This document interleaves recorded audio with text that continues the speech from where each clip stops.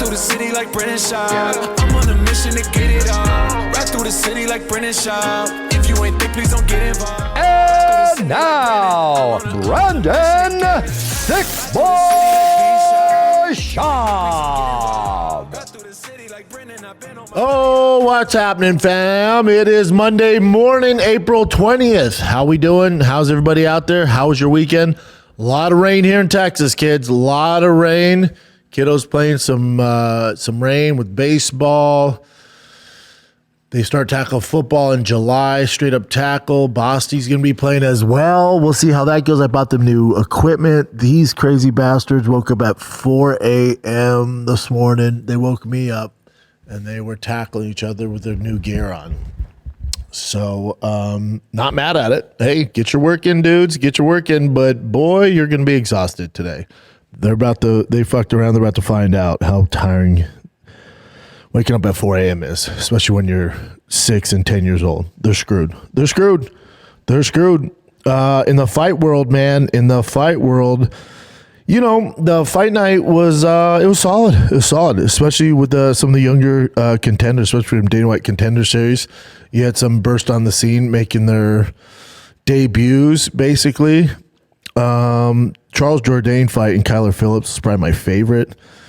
Mike Malott, did you know his older brother was a professional hockey player? Yeah, who also fights. He's like the enforcer kind of guy. Yeah. So that's perfect. That family's a bunch of studs, man.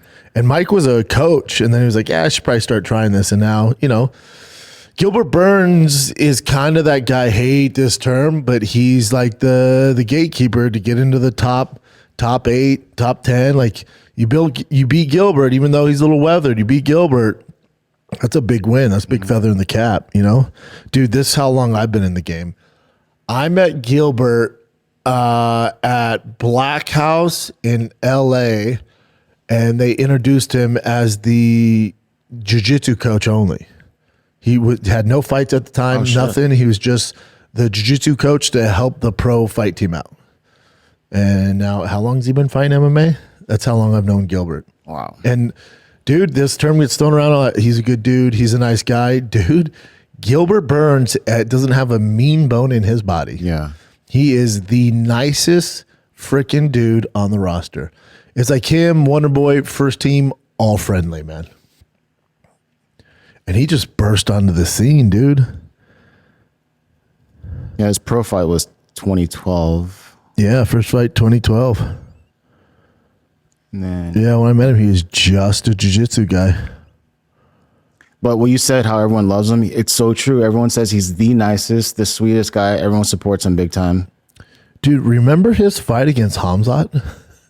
Yeah, which he did pretty damn well. I mean, bro, he did the best out of anyone. Like, and obviously, little inexperienced Hamzat. This is, 4 years ago? Little inexperienced Hamzat, for whatever reason, decided to just go Mexican-style boxing, go toe-to-toe with Gilbert, who hits like a Mack truck. You're like, oh, shit.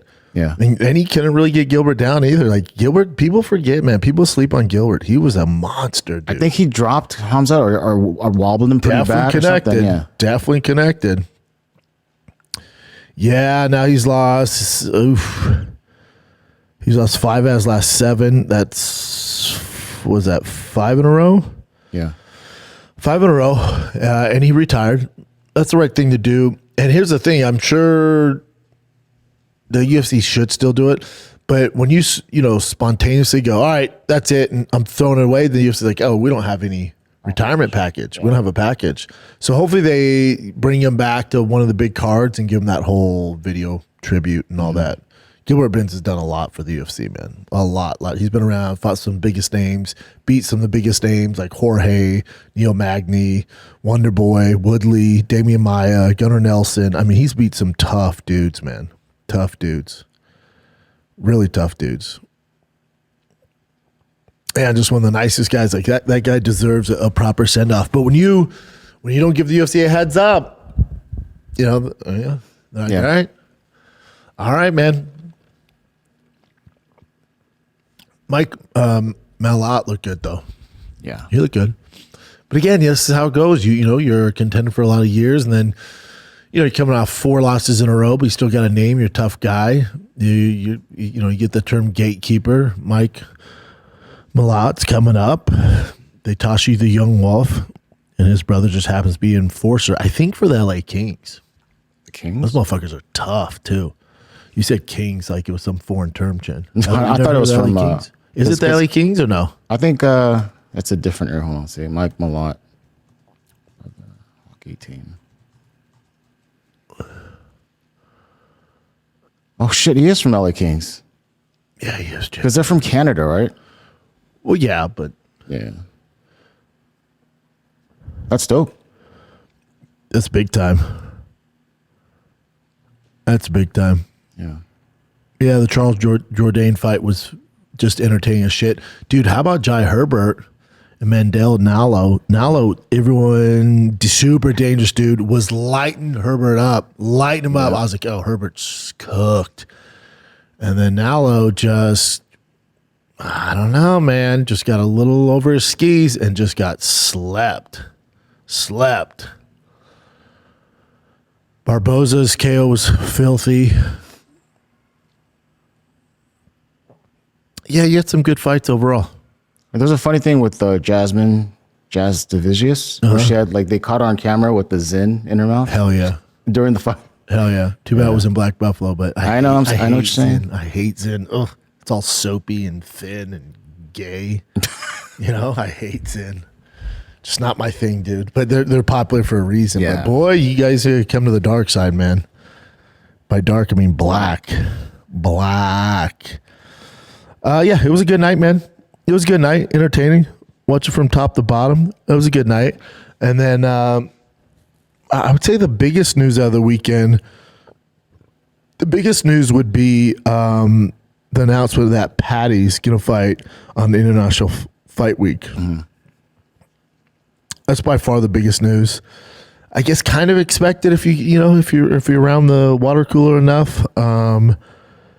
Now, the rumor is it's going to be Benoit Saint Denis. Yeah. But then there's also rumor this fight is essentially confirmed. But this is it's called Crash MMA. A lot of times, these different outlets, they report news as in almost confirmed, and it's nowhere near confirmed. So yeah, or they make shit up, like Saint Denis said. He teased that his next fight is against an Englishman, like eating some le roast beefs, which is a playful French slang term for English people. I mean, this is a stretch, man. This is a stretch. And then they go down the list of the people he's... Yeah, I mean, if he's fighting anytime soon, especially International Fight Week, that would be the fight. The rumor mill that it's Conor McGregor, as I was driving, I was thinking about it. The fight, as far as stylistically, the winner of that is on the right path. They need either Paddy or Conor on the right path, the winning path, right? For both of them, it makes sense, and all the numbies in the world. If you go back, I mean, you're talking months ago, years ago, I always said Paddy will fight Conor. That will happen. The only issue with that, when you go through it, it's like, well, it's not going to be at 55. Paddy's a 55er, huge 55er, so really he could be at 70.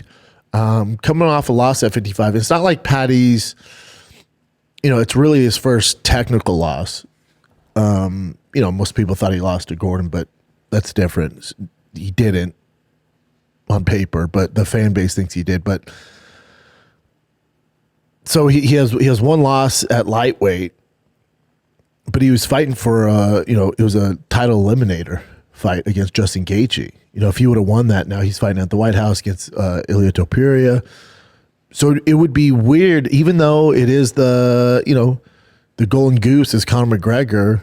It's going to do numbies if they do it. It doesn't make a lot of sense for just the semantics for the divisions. Does a fight for Paddy at 170 because Conor's not making 55. So if the fight at 170 and you match Paddy and Conor up, and let's say Paddy wins that. You're like, okay, you beat a Conor who hasn't fought in how long? And it was even in the division. And then you go back down to 55.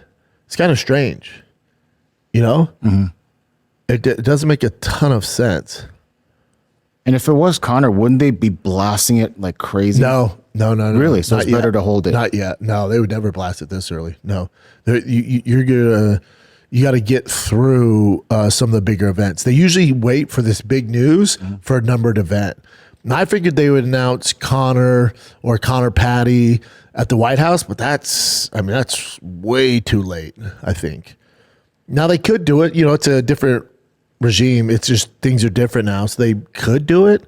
But in prior years, they would do it at a number event. It'd be big news, or Dana wants to be the first to break it. So that's when you get his, Instagram live and shit like that. He wants to be the guy to break it, and nobody else. So if this, and especially if it starts to trend towards leaking, where it starts to get picked up by the legit outlets, not like, like these random ones, but if the legit ones start to leak it, that's when you see Dana and company get ahead of it, and then they just blast it out.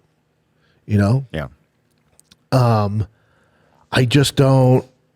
It makes all the sense if you're not a purist. You're like, for numbers and to get eyeballs and to highlight Paddy and Conor, like, this makes all the sense.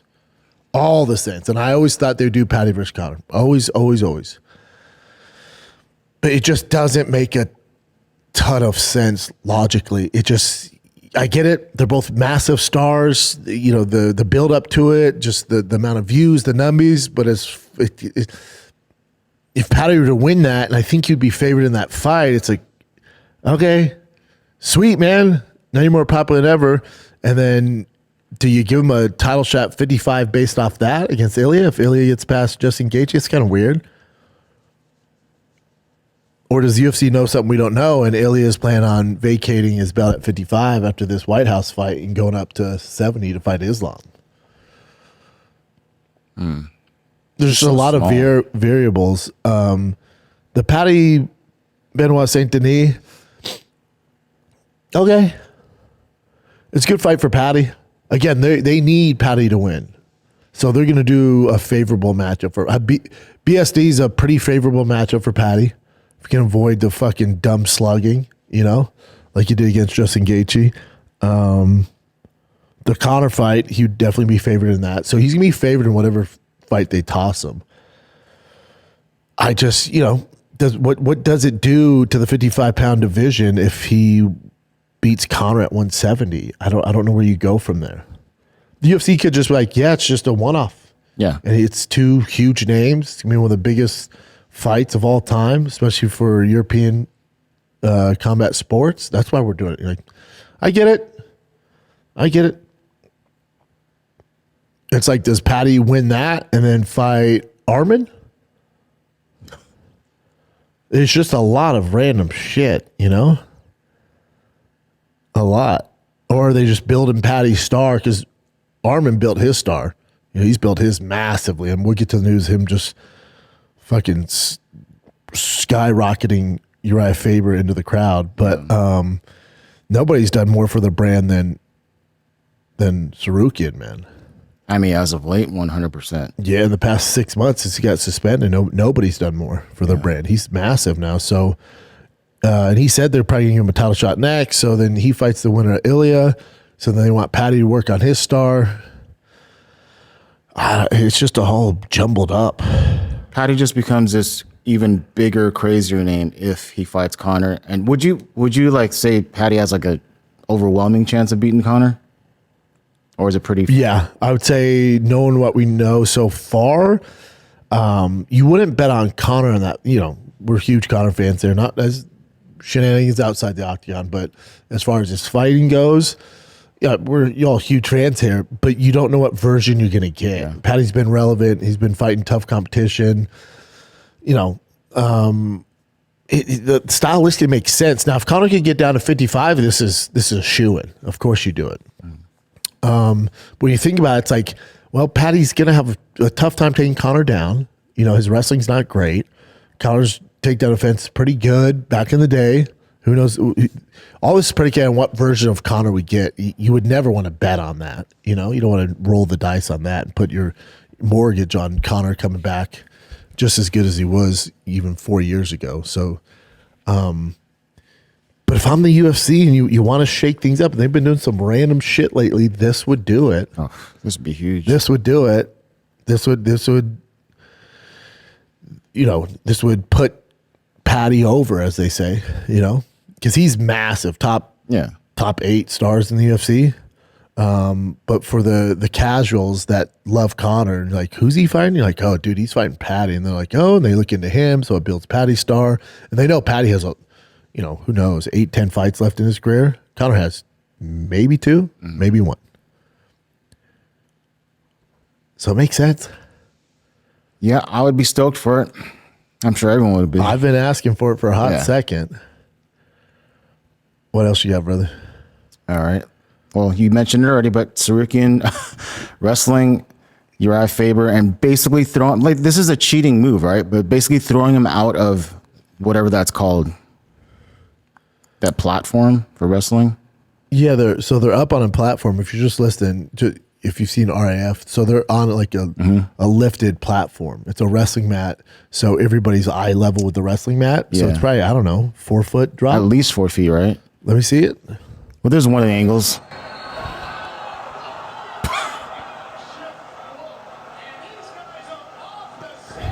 Damn, Chael, catch him, Bubba.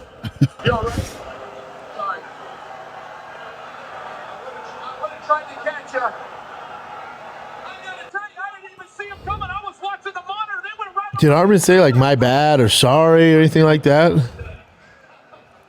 You're Arman. Yeah, man, I don't know. He's a wild boy, man. Then did you see he got kicked off his flight for being on his phone too much? He's a little immature. Honestly, he's kind of a douche, man, to be honest. He's kind of a douche, but it's like, it's great for, being popular and famous. Yeah, but the phone stuff, and then he just gets on a private plane. Yeah. And you're like, yeah, it's hard. Even, I'm an Arman fan, but just like, you got to grow up a tad. Yeah, dude. We can look at that plane stuff here. So this is like just quick footage of, there's not much here, but you can see him talking to the staff. And then they walk him out here. But then there's footage of him talking to the flight attendant. Is he being nasty? You'll see right now.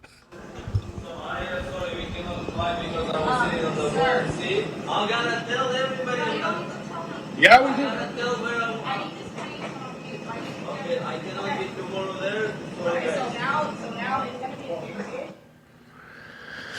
Yeah, it's a little douchey. You're just like, buddy, you're on a flight. They tell you put your phone away, put it in airplane mode. You can get Wi-Fi as soon as you get to fucking 10,000 feet, Yeah. Let me have him explain exactly what happened here. At the airplane. What did happen that they escorted you out? So I had a team where 11 of us, we just getting in the plane. It was like 3 empty seats. I asked the lady, because my seat was next to my friend and he's a little bit big, and I said, okay, maybe there is an empty seat. So I asked the lady, can I sit here?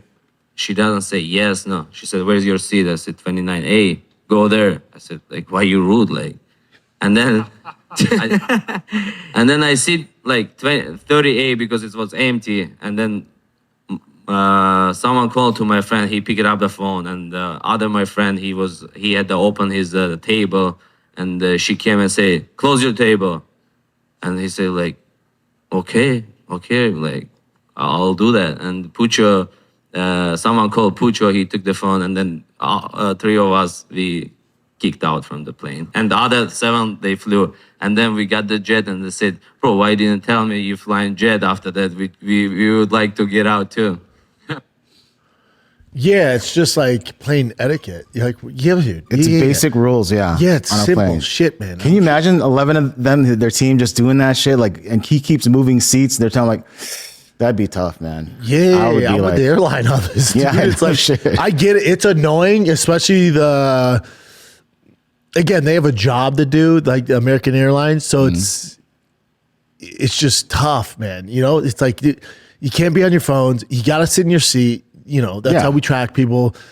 Usually, if especially if you're nice about it, like once you're in the air, if there's open seat, you get asked to move to it, and they usually do it. But if you're just randomly being like, no, I'm sitting here, like, no, you're not. Yeah. Like there's etiquette, dude. It's just, they just need to grow up a little. I've been on board with all his antics, everything he's doing. It's all been great. This one also, don't film it. Yeah. Don't film it. This also shows you, like, this is the side of him where you can kind of tell he grew up pretty spoiled, like got away with anything, you know? Yeah, where you can be like, what? I'm sitting here. Yeah. It's like, no, it doesn't Don't work. be that way. rude. I can get out of the seat. No one's did it. Just right now, just chill. Yeah, and I get everyone, like Bilal being like fire, and everyone be like, dude, and Arman Airlines, American Airlines. No, it's like, I get it, but it's, and I love Arman as much as the next guy, but it's like, don't do that, dude. It's understandable. You be a good dude like you've been doing. Don't be the guy like those people. Their jobs suck. It's tough, dude.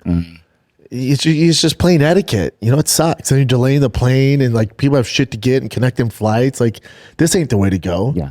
And People are like, just fly your private jet. It's like that's a weird flex, dude.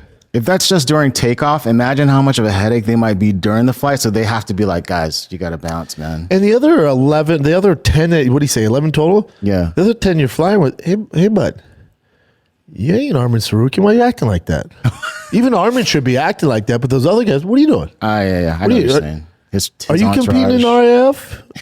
Are you basically undefeated? Your one loss is to just Islam? Are you that guy? You're not? Shut the fuck up. Put your phone away. Yeah. Why are you acting like this? And even if you're associated with Arman, what are you doing? Mm-hmm. We all paid the same fucking money here to be on these flights. Why you guys think you're special because you fly with Arman? What are you doing? Yeah. Put your shit away. What are you doing? I hear you.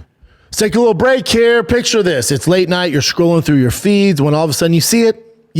For me, it's a car part or a cool car shirt. I'm like, man, I got to have it. But my wallet's downstairs. I'm like, what am I going to do? I want to hit checkout, but I got to fill in my address. I don't have my credit card. What am I going to do? Then you see it, that little purple pay button, and it has all your information shaved. And all you do is click, and it shows up. Cha-ching, that's Shopify, baby. That's right. Shopify is the commerce platform behind millions of businesses around the world. 10% of all e-commerce in the U.S. from household names like the big boys, Drive Fast All Gas, Fire and the Kid. Get started with your own design studio with hundreds of ready-to-use templates. Shopify helps you build a beautiful online store that matches your brand's style. We got you. Get the word out like it's your own marketing team. They have great customer service. It's 24/7 customer service support. And of course, they got that little purple button, dude. It makes things so much easier. I use it all the time. They got you. It's Shopify. See less carts go abandoned and more sales go cha-ching with Shopify and their Shop Pay button. I love that Shop Pay button. I order so many car parts that I don't need from it. Sign up for your $1 per month trial today at shopify.com/Schaub, all lowercase, SCHAUB. Go to shopify.com/Schaub, all lowercase. That's shopify.com/Schaub, all lowercase. Cha-ching. Let's get back to the program. Pluto TV has thousands of free movies and TV shows. We're coming at you with everything we got. This is the mindset. Free. This is the mantra. Free. This is the mindset. With movies like Pineapple Express, the entire Star Trek film franchise, and Gladiator, and TV shows like Survivor, SpongeBob SquarePants, The Fairly Odd Parents, and Ghosts. Pluto TV is always free. Huzzah! Pluto TV. Stream now, pay never. Yeah, I didn't. Listen, I'm all for Arman. I would never leave a comment on there like, yeah, fuck American Airlines. It's like, that's so weird, It's like, yeah, I like Arman, but don't do that, dude. Everyone's getting him props and stuff. It's just like, imagine that. Let's not go deep into it, but yeah, that's just not cool. And then, so this is how he made a video afterwards. And this is what he I just like, but this is the internet. Look, goated. I know. For what? For being a douchebag? For being a dick to the fucking 9-to-5ers flying around. They just want to get things done legally. How is that cool? I don't know. Yeah, I'm not down with that at all. Yeah, I don't get how it's cool. That's the best question. Why didn't you just fly this in the first place? Yeah, I'm with you, man. Yeah.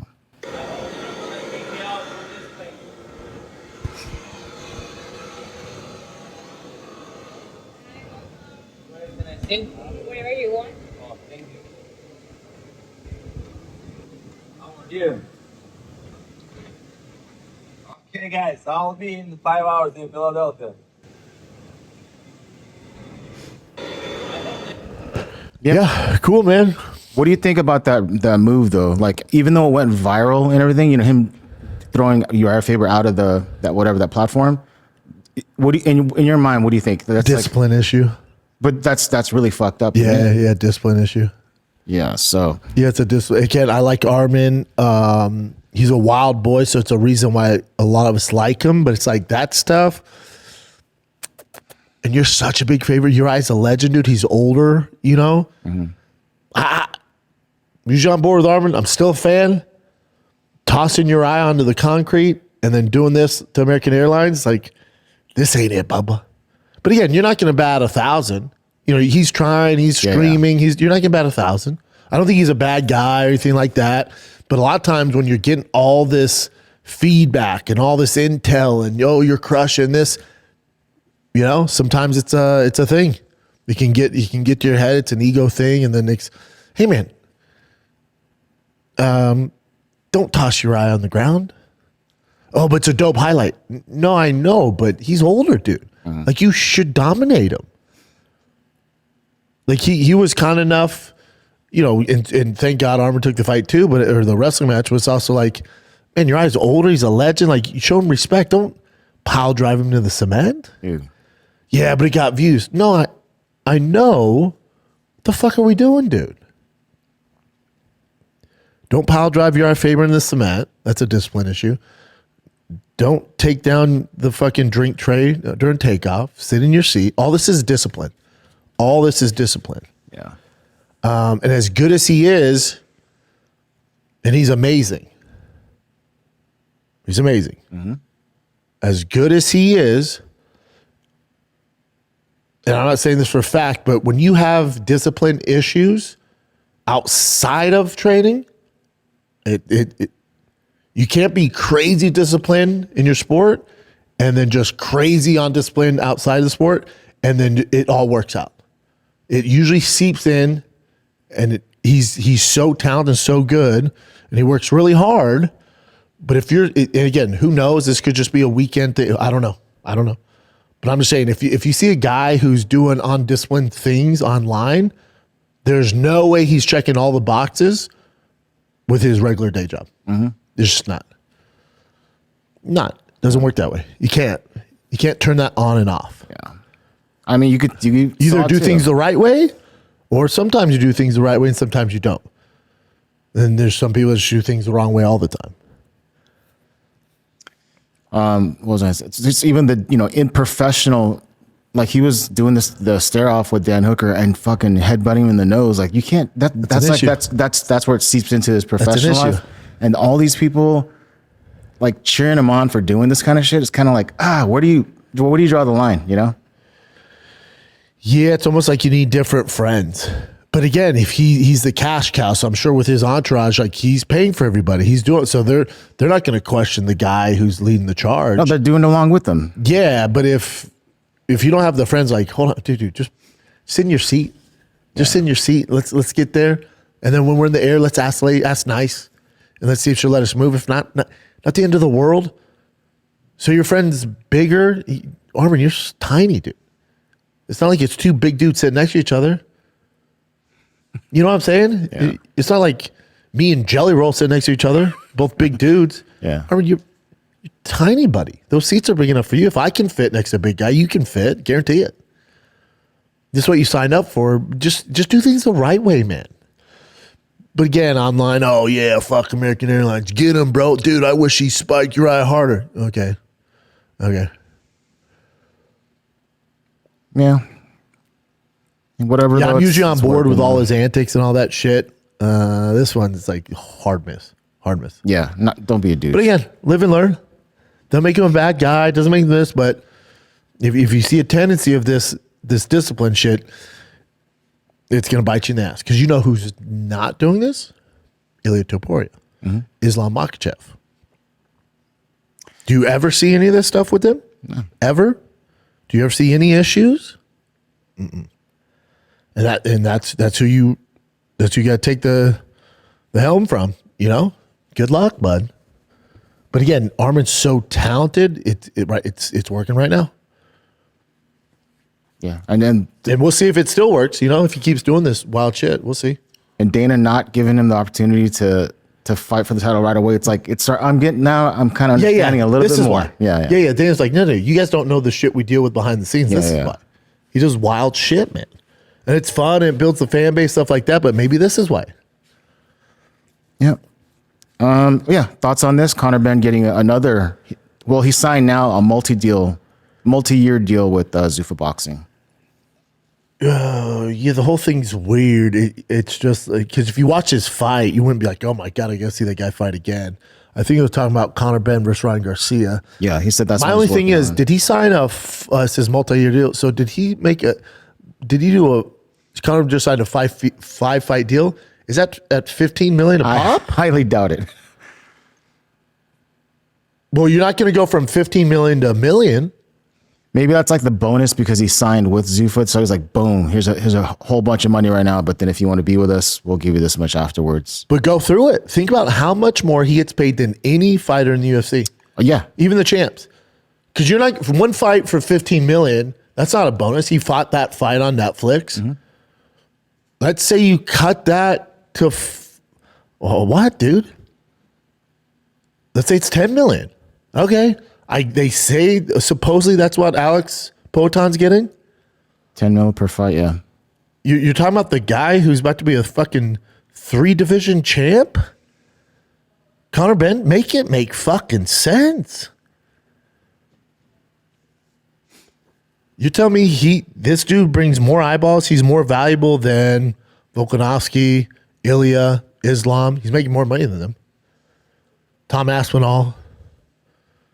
Do you think he's doubling down on the whole like the Eddie Hearn thing? Like, hey, this is what I'm doing for your boy. I'm paying him this much more, blah, blah. Because he has the funds through that Turkey Al-Sheikh, I'm sure, to do this. Yeah, that's where boxing's at.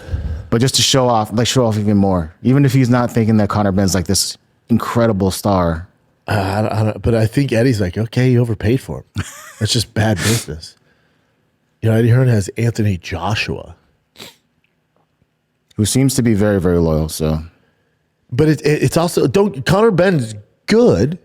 He's good. Yeah, he's good. He's not fucking $15 million good. He's not. There's no way you're making your money off this guy. Yeah, that's what I'm thinking. Where's the fucking return? Again, I know it's a different sport, but the rest of them, it's like, what the fuck? This guy kind of hit on the nose. He goes, Dana doesn't know boxing that well because he believes Benn is one of the best today when he is only a UK domestic level star. It's...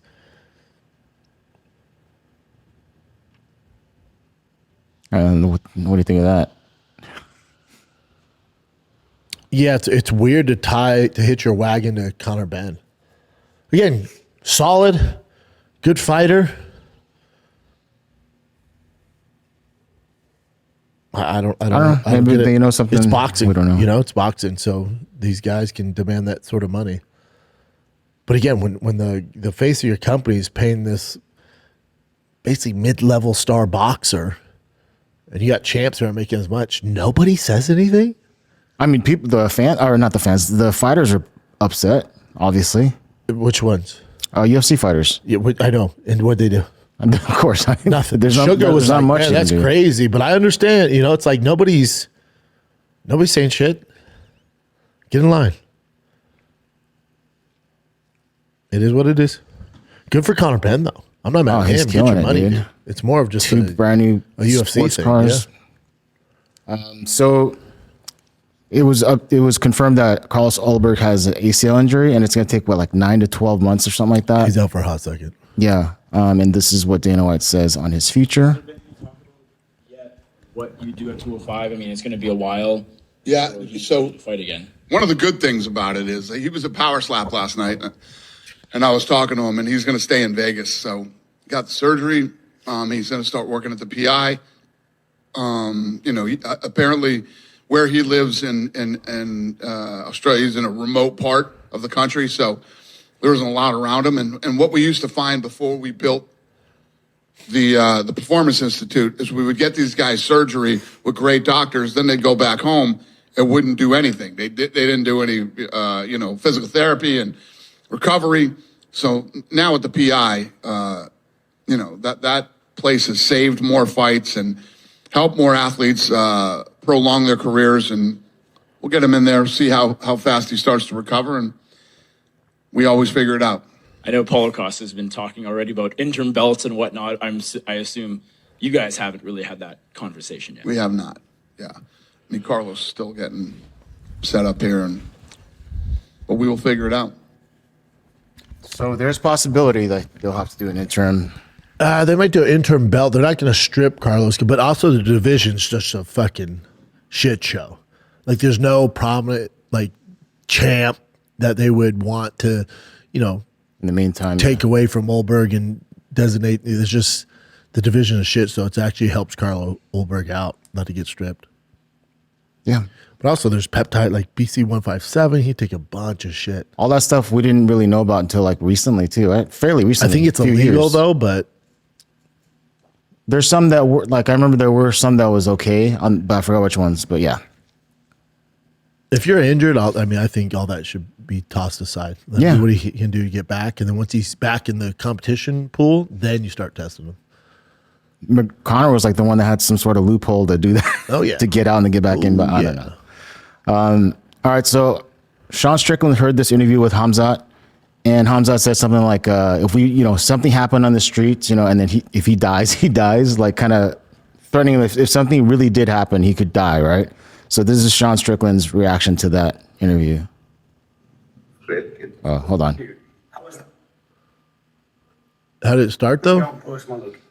This is what sucks about this thing. I have to refresh. Hold on. Let's see if it starts. It might start with him. Guys, I generally don't post my location or my whereabouts. I don't really drop pins where I'm at. I just don't like to. But on Instagram, some stupid shit popped up in my feed about Uriah saying he would try to fight me or kill me in the streets.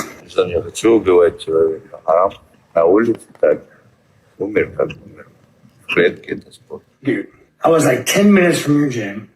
I was dropping tags and locations all day on my Instagram. Your homies that train with you, follow me. They were seeing my story. You had to know where I was at. 10 minutes from your gym, bro. I was probably right down the street from you. Part of me thought you'd show up.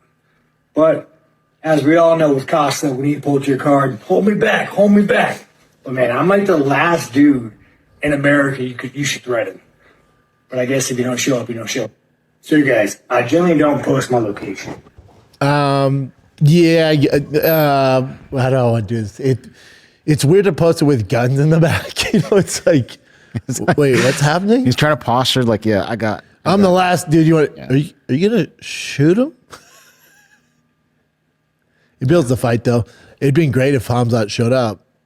Dude, I cannot wait for this fight, dude. Yeah, it's such a good fucking fight. It's on sight if they see each other. That's why I love the fact that Dana was like, "No, we're not putting them together on our pre-fight thing. They're not facing off." Something, especially during the press conference. But it's just crazy, dude. This fight's so fucking good. Yep. So Khamzat also signed with RAF, and this is Dana White's reaction to it, which is not. This is how you know, dude. Before he plays, I saw this clip. This is how you know Dana got paid and he's checked out. Buddy, if a jiu-jitsu league, boxing, kickboxing, when Dana, this is 15 years ago, when he's coming up, would try to poach any UFC names, he fucking put his knee on their throat, dude. There was not a chance. He would either just make him go out of business or he would just fucking take him. And they asked him, he goes, yeah, cool. Wild. What's that? Yeah. Just a couple hours ago, Real American Freestyle Wrestling announced that they had signed Khamzat Chimaev to a deal. I'm just wondering if you knew about that or if who signed him to a deal? RAF, the wrestling promotion. Oh, cool. Oh, yeah, okay. Signed Chimaev to a deal. Okay. I'm just wondering if you have any thoughts on that and just kind of RAF, what they've done over the past few months. And, they've been putting on a lot of events with UFC talent. Yeah. Just what you make of that. Good for them.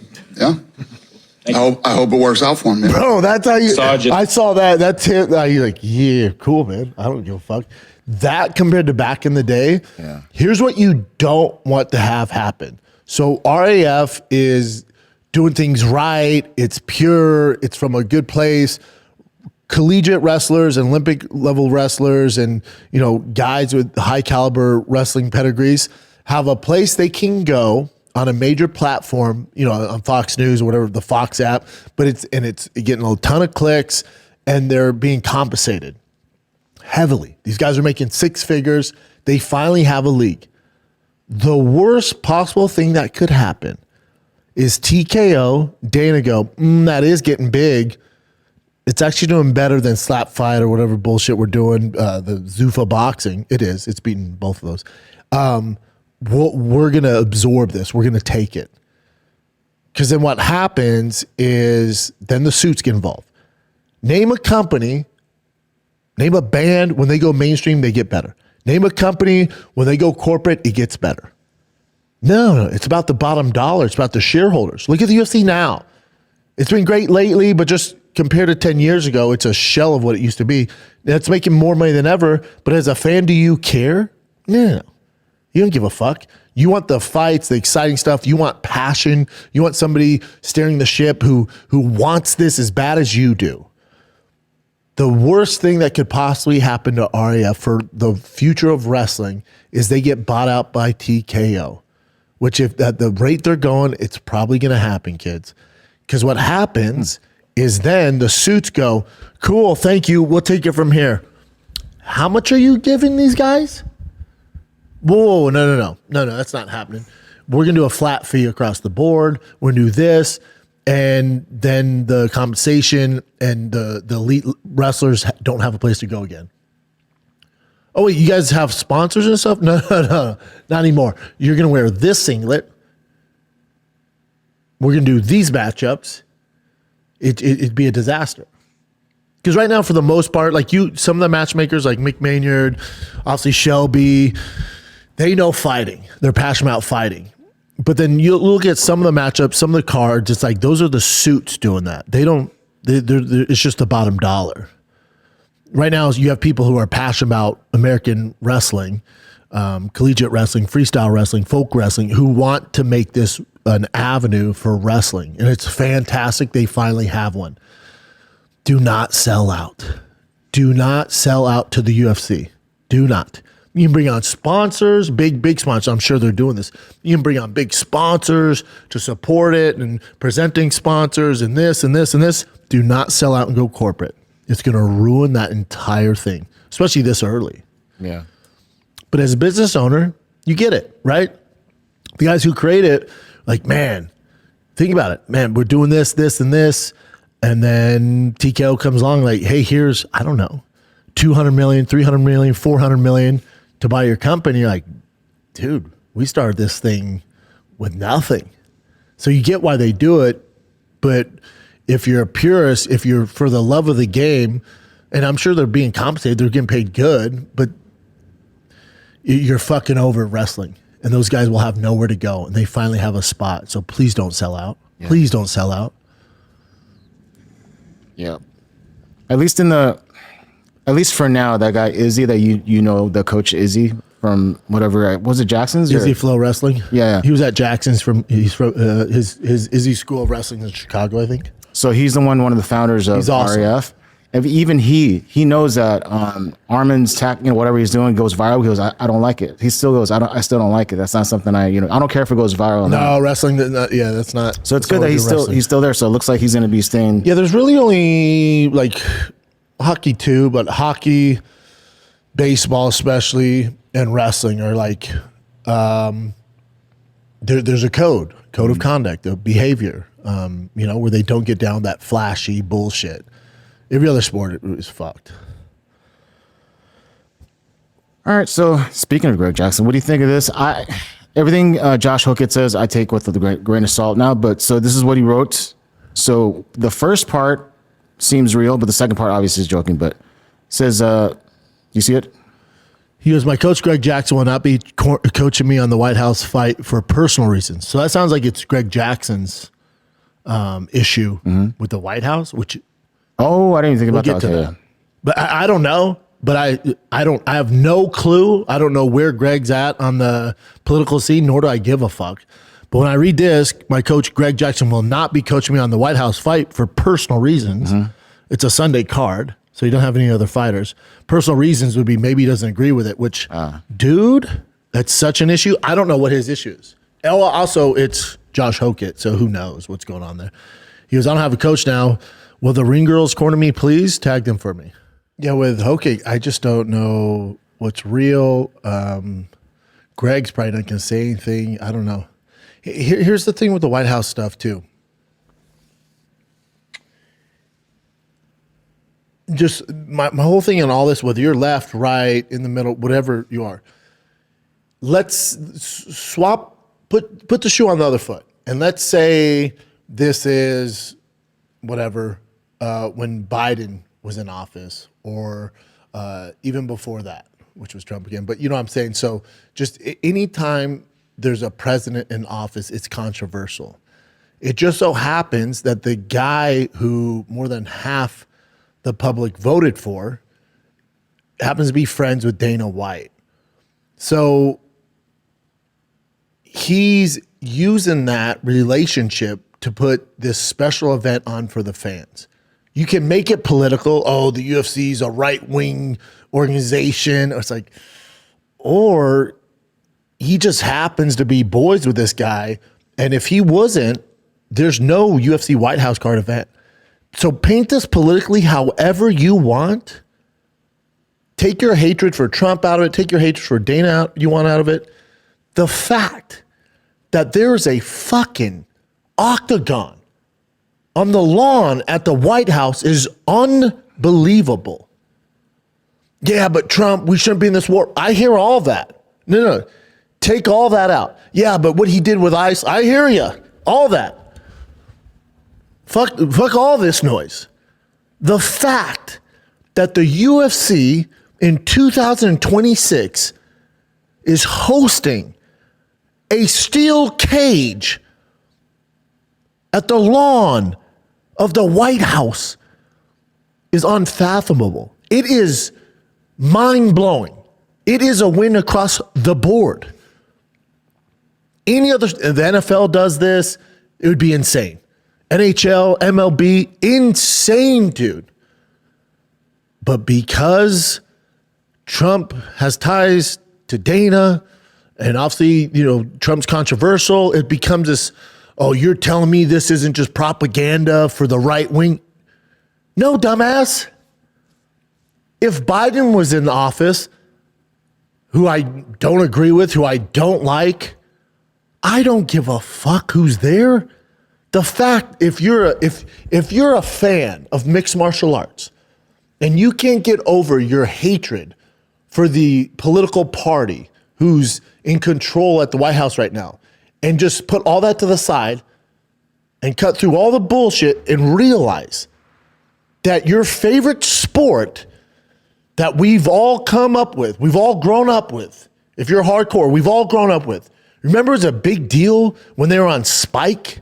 Remember it was a big deal when Forrest Griffin and Stephen Bonner were trading blows and the casuals were calling each other saying, you got to watch this. Oh my God, you got to watch this.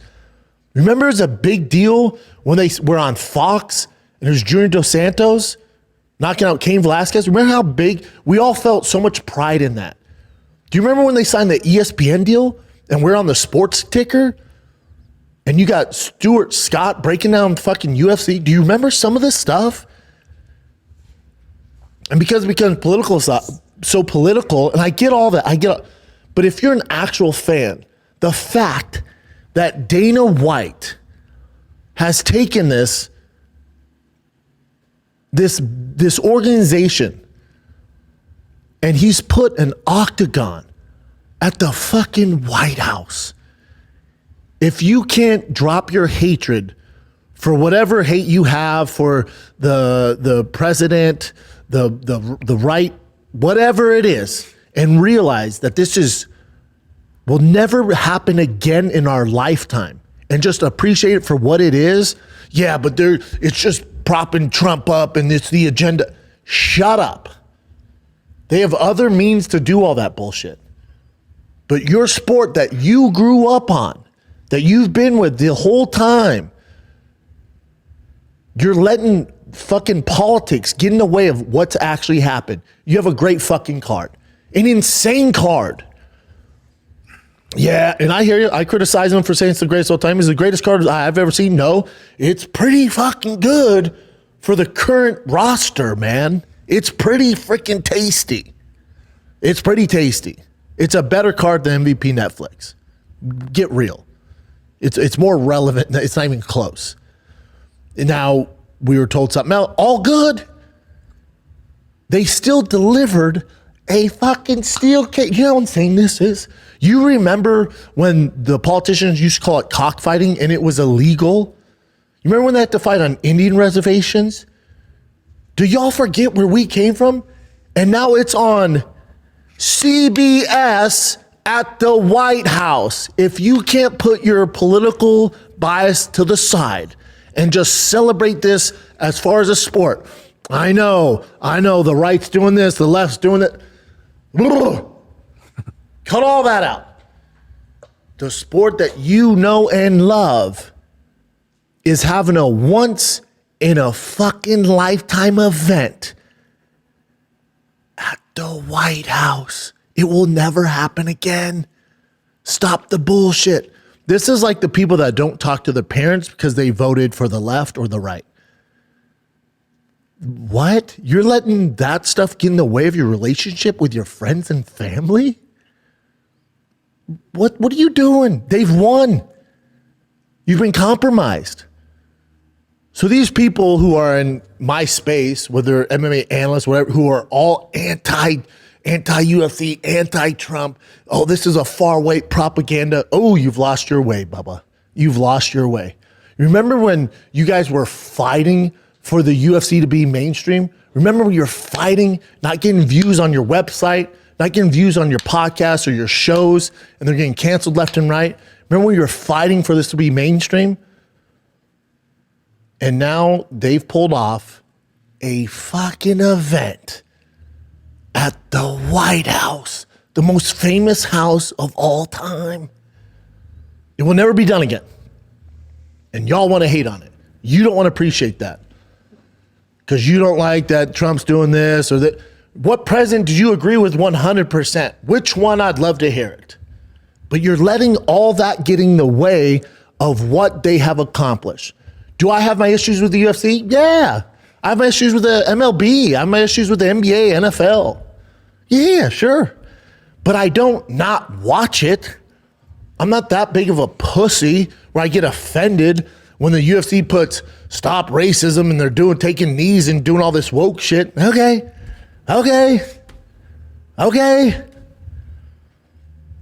When Disney's putting out this woke weird shit, which I don't agree with, I don't not go to Disney.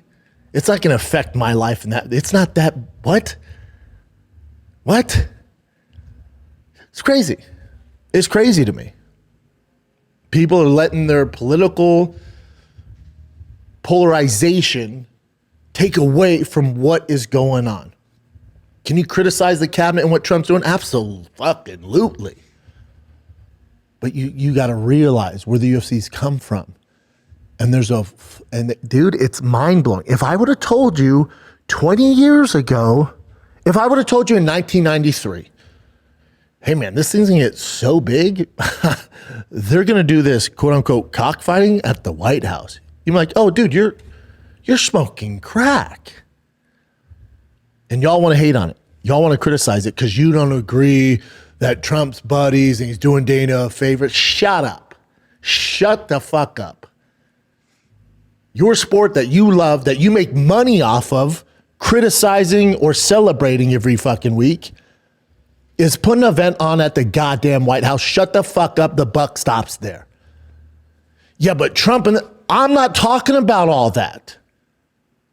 All I'm saying is the sport you love is holding an event at the motherfucking White House lawn on a Sunday. How about dim apples? Yeah, but his rules on international... Shut the fuck up. I'm not even getting into all that. But on Sunday, June 14th, but it's the president's birthday. I don't give a fuck. I don't care. It could be anybody's birthday. I don't give a fuck. They're just doing it because his birthday. Cool. If that gets it done, fucking do it. Your sport that you've been fighting for how long, fellas? How long? How long? Mainstream? Bitch, we're at the White House. Fuck your couch. We're at the White House. And if you can't put your political bias to the side, I can. I can easily.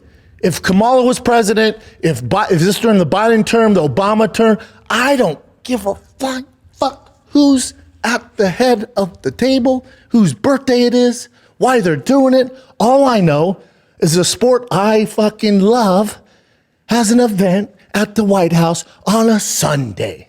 We're going Sizzler.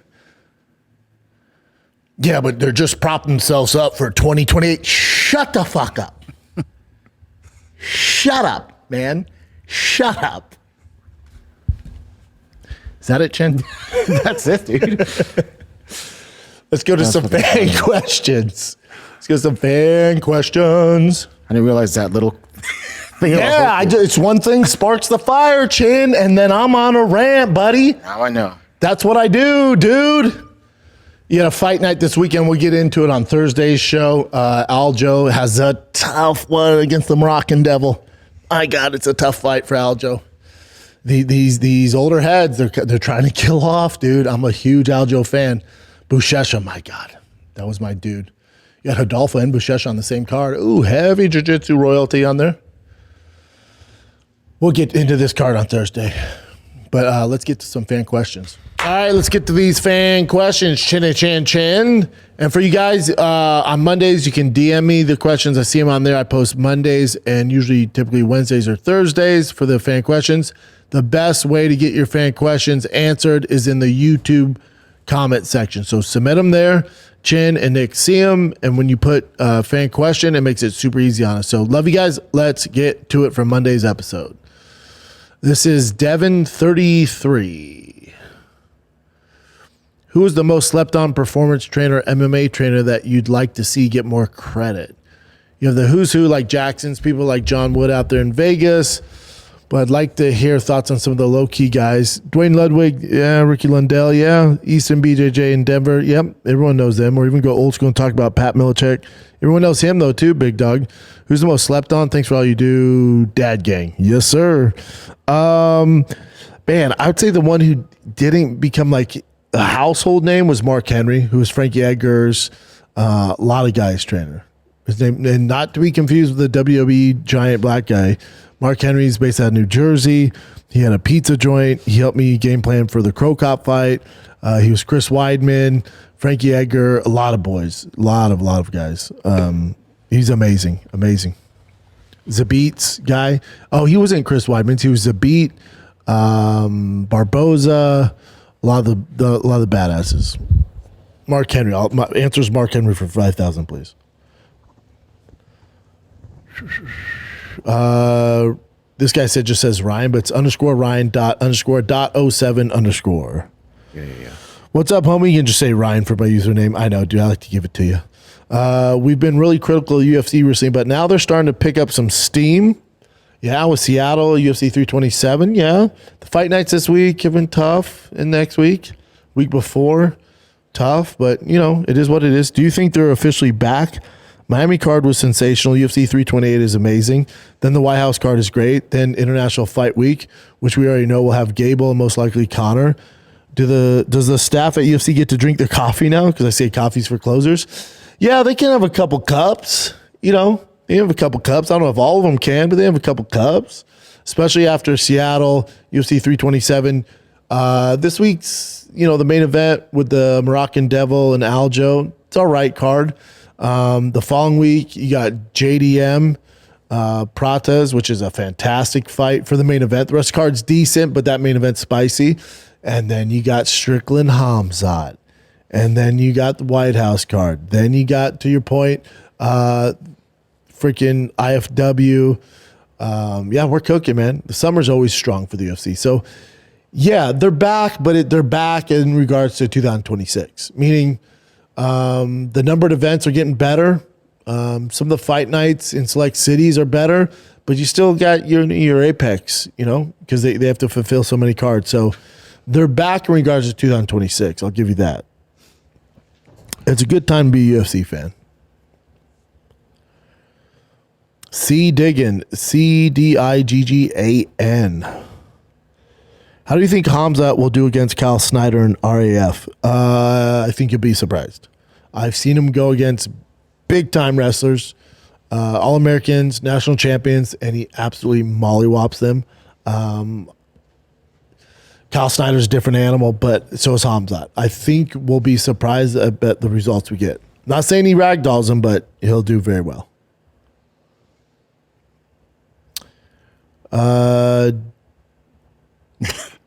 Dagrel Dad HK 808. That's DAGRL Dad HK 808. Michael Logan's his full name. Have you seen the King of the Streets on Instagram? Is it real or am I getting duped like Callan to AI? Also, show it to Joe Rogan. It's everything he wanted in fighting. After watching it, it's cool, but it's not as appealing as cage fighting. Your thoughts? I've never seen it. Want to look it up real quick or no? Yeah, King of the Streets. No rules. No limit. No limit, no rules. Are they in a prison? It's survival. When the fight begins, there's no Oh, shit.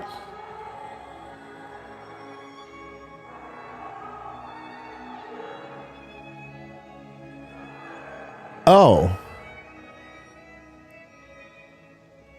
Is it like gang versus gang?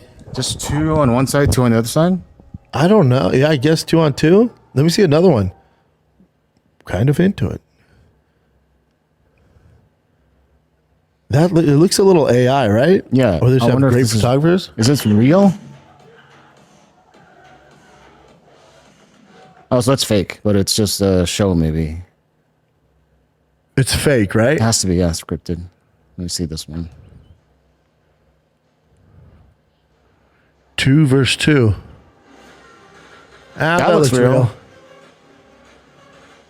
But I think their problem is they're messing with AI too much, but it's also real, so you think it's all fake. They got to be careful with the AI.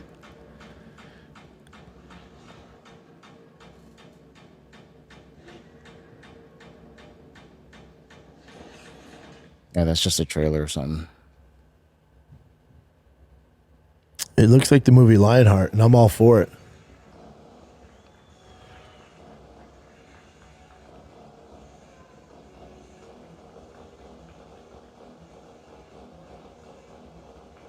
I wish I could just fast forward, but yeah, I don't know.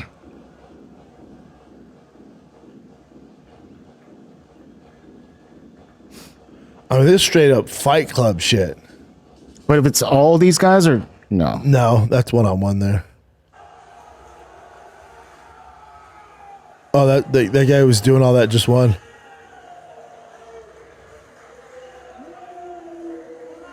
Yeah, there's some rough dudes.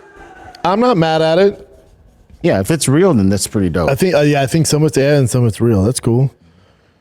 Thanks, man, for introducing me to that. I'll definitely follow that page. That's intense. Give me a sec. Hitachi _Uchata. Hector Jose. Do you think more MMA guys are going to fight for any other league because they're getting paid more money, or do you think it's better to fight in the UFC for less money? The thing with other leagues is, I assume you're regarding like a Netflix MVP thing.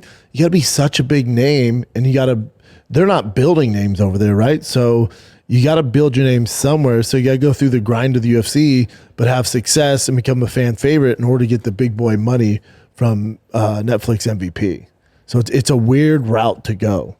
But you got like KSW, you got Cage Warriors, LFA. You can do some work there. Mm-hmm. Like KSW has their heavyweight champ hasn't lost in freaking forever. What's that cat's name? He used to be in the UFC. Type in KSW. Oh, Philip DeFries, I think. Yeah, Philip DeFries. He hasn't lost in how long? Like, that's the toughest fight for Francis Ngannou. As far as guys outside the UFC, that's by far. Yeah. Look at his record, dude. And he trains with Tom Aspinall. Like, he's a problem. A lot of you guys go, he was in the UFC. He is a different animal now. Look at his record. Shit. He hasn't lost and go down. His last loss was in 2017. Hasn't lost in almost 10 years. Fighting tough guys. Saki. 16. Todd Duffy, he's just this. And if I'm KSW, I would, he's defending his belt. Go down, Jen. He is holy shit. He is 1, 2, 3, 4, 5, 6, 7. Keep going.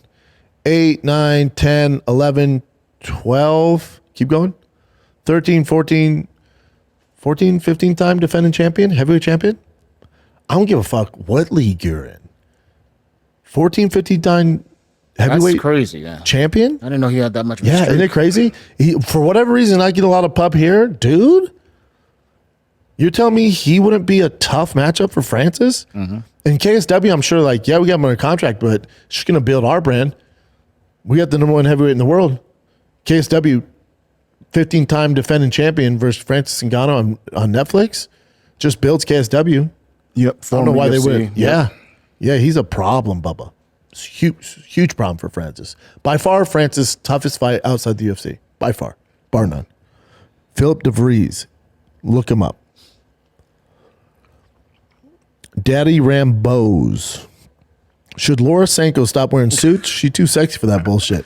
I don't mind this suit. I still think it looks good. It still looks sexy. She pulls it off. Now, if she had a warlock face, we're talking about a different thing. But she's pretty all the way around. She looks dope. Don't stop wearing that suit. Makes her different. Big Doc 01. Right.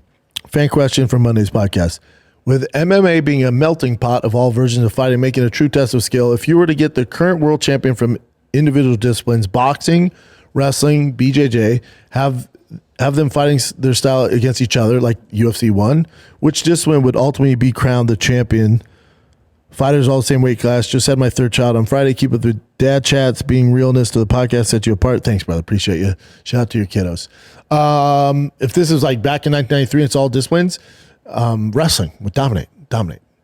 Boxing would do the worst. BJJ wouldn't do very well either. Wrestling, a high level wrestler, and the rest of them know nothing. Just their specialty. Wrestling dominates. That's why it dominates even today with all the sport, with all the different, kickboxing, boxing, karate, jiu-jitsu. Wrestling dominates all of it. Got to have a wrestling foundation to be a champ. Scotty HD. Is it that one? No. Fan question. Brock Lesnar just retired from WWE. Did he? Yeah. What are the chances we see a beast versus Brendan? You're saying Brock Lesnar versus Brendan comeback fight in 2027 after both of you stop melting the urine testing cups, of course. Dude, I'm not on some crazy stuff. I know I look big right now. I'm nowhere near what Brock or these guys, nowhere near. I'm on test, and then I'll take Tessa Moreland. I'm on a lot of creatine. Hand to God, on my kids, I'm not on a bunch of crazy shit. Not at all. I don't see Brock fighting me in MMA, though. That ship has sailed, but I'd be down. You would be down, though. I'd be down for Brock, yes. Wendy Beth Zott. Do you think RAF will have longevity? What are your thoughts about changing to tournament style? Tournament style wouldn't be bad. Yeah, I see what you're saying. Especially wrestling. If you're a wrestler, you came up wrestling, or you understand wrestling, it's usually tournament format. To become All-American, you got to place in the top 8. So I think it would be great, and it would help people understand wrestling more. But I think you do a tournament, but also have the super matches. As far as longevity, yes. If they keep doing what they're doing, as long as they have the funding to keep paying these guys, what you don't want to have happen, like you alluded to earlier in the show, is you don't want them to sell out to TKO, because that will make it corporate and suity, and then it's a nightmare. Do they do tournaments on the same day for wrestling? Oh, yeah. Oh, shit. Oh, yeah. And wouldn't you be so tired, though, after like... Yeah, that's wrestling. Yeah, sometimes you got 3-4 matches in a day. Damn. Big Buckeye 24. All right. For the newly renamed Big Brown Breakdown, we have everything. I got the graphics today. We got the theme song. We got everything. We're relocating studios. So we're in the same building. We're just going up a floor. It's a much better setup for us. When we moved here, we moved in pretty fast. We didn't look around. That's why my house, the studio, we're changing everything. Just we know the lay of the land now. The new studio is so dope. Much better setup. Wouldn't you say, Chin? 100%. Yeah, I love it. All right, so this is Ilya Topuria fast track to be the absolute GOAT? Submits Bryce Mitchell, jiu-jitsu stud, beats Emmett, KOs Volk, KOs Holloway, KOs Charles. Other than him taking a couple hard shots, he literally has no weaknesses. Yeah, not that we've seen yet. Is it too early to say right now in this moment in his prime? He's the best fighter we've ever seen. I think it's reasonable given his resume. No, he still has work to do. Let's see how he does against Arman. That's a big one. That's kind of the one hanging over his head right now. Everyone wants to see him versus Arman. I think it's his most toughest fight to date. I think he'll get it done against Gaethje, even though, I'm rooting for my boy Gaethje, but it's a tough one for him. And then I think what would really submit him as the greatest of all time is to beat Islam. So he has some work to do. I can see how he can allude to it, but he still has work to do. But yeah, Tsarukyan Islam, done. I think he's like, if he beat Islam, there's no debate. But even if he never fought Islam, but he beat Arman, it's up there, man. Yeah. Cooterlicious. Bro, can you bring back Food Truck Diaries? Pretty pleased with Rink's giant nuts on top. Yeah, we get this all the time. With Food Truck, with the guests and all that, that I'm not with Showtime. It's a lot, man. And I'm already, this show comes out 3 times a week now. I got Firing the Kid twice a week. I get Golden Hour. I feel like I'm overdoing it on the content. Less is more in a certain aspect. So if I got more time, I would do it. If something gave, if for whatever reason I stopped doing Golden Hour or Firing the Kid, then maybe I'd consider some of that stuff. But between that, I got my TV show right now. I got other stuff. So never say never, but it'd be tough right now, Bubba. There's a lot of food trucks in Austin, though. I'll give you that. Maybe some one-offs every now and then. Yeah. See. Cruz_OC. Do you think people, including yourself, put too much stock in Tom Aspinall? You often bring up strength of schedule, but his doesn't seem as tough or comparable to John Jones in a different time period, buddy. He can't control that, especially when it comes to facing fighters in their prime. Yeah. Also, do you think Aspinall will be able to beat the prime DCs, Stipe's, Cain Velasquez? Ish. I don't know. I just feel like Aspinall hasn't fully proven himself yet, especially with how diluted the heavyweight division it seems right now. Yeah, he's the king of the kind of the bullshit heavyweight division. Again, it's if he was born in a certain time period, it's not his fault. But on paper, and then also when you see him compete inside that octagon, his movement and his technique and his athletic abilities, that's why we're so high on Tom. But unfortunately, he hasn't had a chance to prove that. So we'll see. We'll see how he does against certain guys in the Cyril Gane rematch. But even if he beat Cyril Gane, Poatan, compared to like real heavyweights back in the day, that's not going to do it. If you were to take out like Francis, maybe that would help. His issue is he's just fighting at a terrible time to be a heavyweight. There's not the DCs, there's not the John Jones, there's not the Barnetts and the Orlovskis in the prime, and the Frank Mirs and the Verdums and the Canes and the Stipe and JD, like the list goes, the Travis Browns, the list goes on. And it's not his fault. So. But on paper and in person, seeing his athletic ability and the way he fights, he poses a lot of problems, man. But unfortunately, he can't prove it forever. Dame_624. Do you think Dana adding the Lewis Hokett fight late notice validates what you have been saying about Dana not really being interested in the UFC anymore? I've seen Dana on multiple platforms saying he has had multiple meetings with Trump and his team about the card specifically. Also seems like Trump hasn't seen the card until recently. Agree. Trump has no clue. I think Trump would have asked about Derek not being on the card almost immediately. Agree. Maybe I'm reading in too much. The whole situation seems weird. Dana knows Trump's favorite fighter is Derek Lewis. Lewis should have been the first call about the White House. From the way Dana told the story, sounds like Derek was never called until that night. Again, could be wrong. No, I agree. Dana is just not that involved. But he's alluded to it. I'm not outing him or even criticizing him. I don't blame him. He made all the money, got the UFC to fight at the White House. But the night, Trump's at UFC 327, he's like, hold up, where's Derek Lewis? Let you know, they really haven't gone over that card. Nor does Trump know the fighters on that card, really. Yeah. Yeah, it's all good. They made it happen. At Chase Fuller, the Chase Fuller.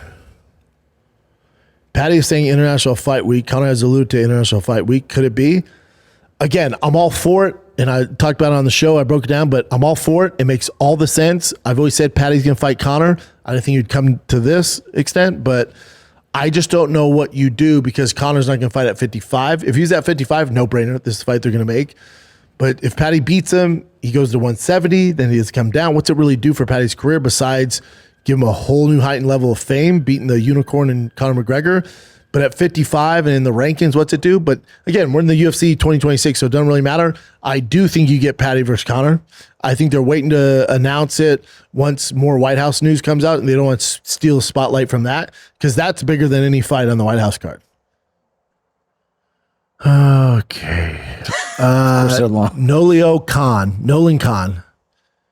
So this guy's a big fan. Number one fan question. I may be one of your biggest fans straight up. Appreciate you, brother, from the old days when you guys were on Fox to now when you're out here taking over the game. Yeah, we're trying. I don't know you personally, but I'm proud of you. Thanks, brother. Also big fan of the recent crew, the OGs, obviously, with Chin, Callan, the OG Nick, but the new Nick is great too. I love hearing his input on BDs and wrestling. He says, okay, enough glazing. If you, B. Schaub, were an MLB athlete, what position do you think you'd play? You're right. Pitcher or first base. Yep. But I'm curious if you'd ever consider that as your boys play ball. I grew up playing ball, but boxing was in my blood, so I ended up being my main pursuit. I was always wondering what fighters would be the best at certain positions. For example, I think Izzy would be a good pitcher, same as Poton, but I think guys like DC would be a good catcher. That's because he's thick. Can you make any comparisons to fighting playing specific positions in baseball? Yeah, I think fighting and baseball are very specific talents, and it takes a lot of work. So just because someone's a good athlete isn't going to make him a good fighter or isn't going to make him a good baseball player, and you're not going to go very far just based off having a fast 40 or a crazy vertical. Like, it takes specific techniques and takes a lot of time and discipline to execute them. So, like, for Max Muncy, for instance, what other professional sport could Max Muncy play with his height, his weight, right? He's a little chubby. Football, not a chance. Basketball, not happening. Soccer, not happening. Track, not happening. But he has this specific skill set, his hand-eye coordination and his glove work and the 1,010,000 hours he's put in to hone his craft makes him a very special baseball player. He's one of my favorites, but he ain't playing anywhere else. He's just not. Then you get some guys like Aaron Judge, a Bryce Harper, the Otanis of the world, these freak athletes, Dela Cruz, right? Those are athletes that put the work in to become really good at baseball, and then think how great they are. So I think baseball and MMA, they're not the best athletes. It takes a lot of discipline to get really, really good. So it's one of the few sports in the world that you can't just show up and because you're a good athlete, you're going to have success. You have to work very, very hard to get good.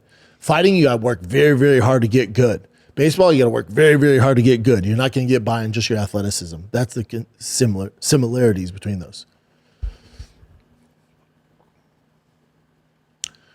Riley.Curtin. Hey, Brendan, this podcast has been a great listen for me over the year. Being a big UFC fan from Australia, I'm joining the Army starting next week. I won't be able to listen for 3 months. Damn, dude, they don't let you listen to podcasts? Any tips for nerves? I'd be greatly appreciated. Tips for nerves. Whenever I got nerves, breathe. And then what's making you nervous? Probably the unknown, right, Bubba? We can't control that. So try not to assume what's going to happen or assume what you're going to do. Just take it day by day and breathe, my man. Anxiety comes from the unknown, which you can't control. So there's no reason for it, dude. We can't do anything about it. We don't know what's going to happen. Just take it day by day. Don't overthink and literally just focus on the task at hand to start, and then we'll deal with what else is coming up. But that's when your anxiety and nerves come about. Like in fighting, your nerves were, what if I get knocked out? What if I gas out? Okay. You know? And there's a saying, we fear more in imagination than reality. That's where anxiety comes from. Yeah.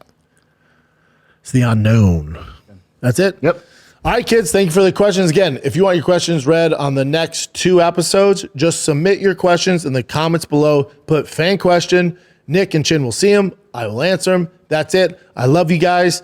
I have to go shoot a commercial in LA, so the episode might come out late on Friday, but I'll make sure you guys have one on Friday and one on Sunday, all right?